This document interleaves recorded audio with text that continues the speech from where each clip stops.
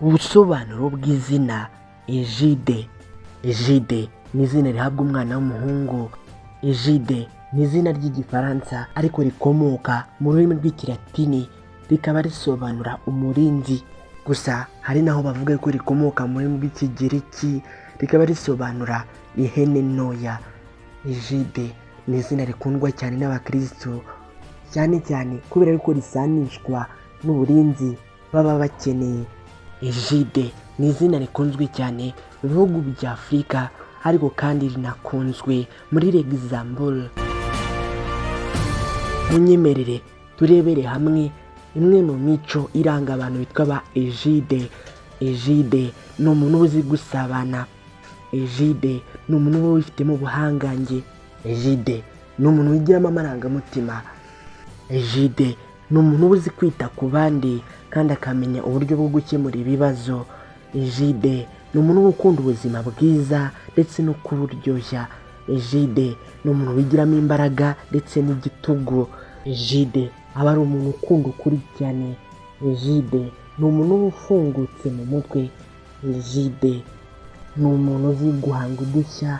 Egide usanga agira inshuti nyinshi. Egide ni umuntu wigiramo ubuhanga. Egide ni umuntu ugira amatsiko menshi. Imyuga ba Egide bakunze gukora harimo ubuyobozi ndetse no gukora politiki. Harimo ba rwiyemezamirimo, abakinnyi mu mikino igiye itandukanye, abarimu, abajyanama, abakora mu nganda ndetse n'abakora mu nzego z'umutekano. Bamwe mu bantu bamenyekanye hano kuri iyi si biswe rino zina Egide harimo Egide Teyini. Uyu yavutse tariki ya 14 z'ukwezi kwa kabiri mu mwaka w'1944. Yamenyekanye nk'umudipolomate. Hari kandi Egide Ntakirutimana wavutse tariki ya 21 z'ukwezi kwa 10 mu mwaka w'1997.